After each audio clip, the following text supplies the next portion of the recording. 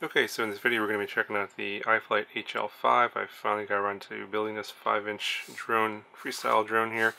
I did a review on the 5-inch and 7-inch HL frames here a few weeks back, and a few highlights here of what's in this particular build. Cover all the parts here in just a second.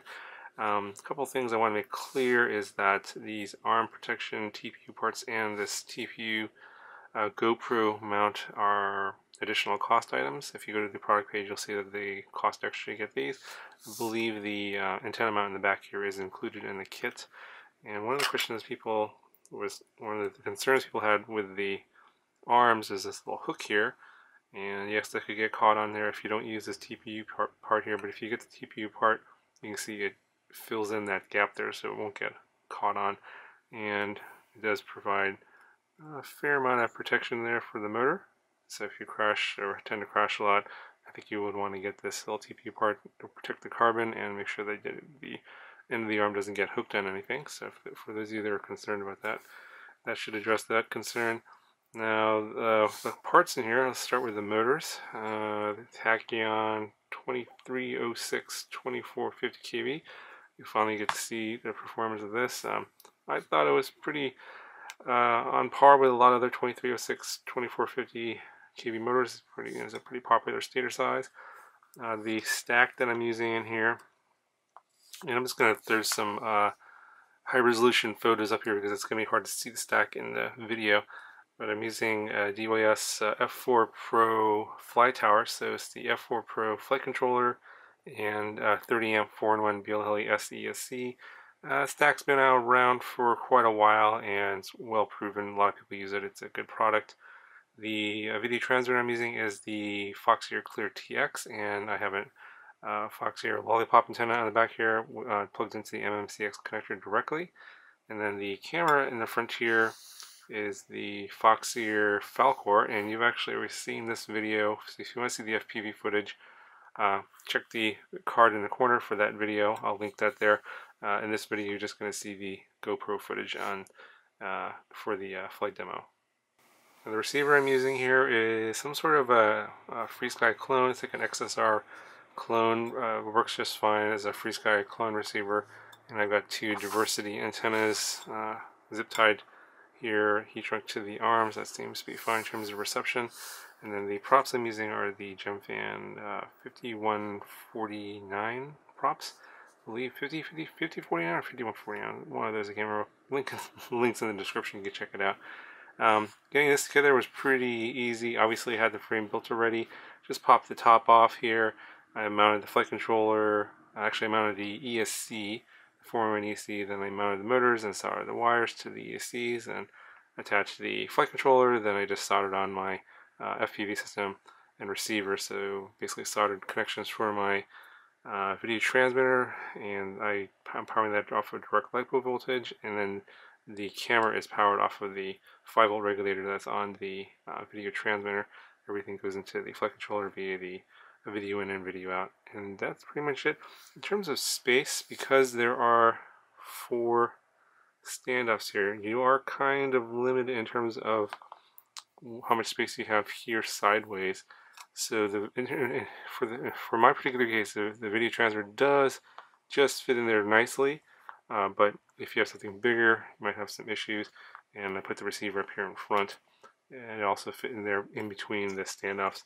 Okay, it was no problem, but you probably want to double check and make sure your parts are going to fit that space there, just in case it's too big. So if you get this frame, just keep that in mind. It does look like there's a lot of space, but it is somewhat limiting. It's a little bit tight there.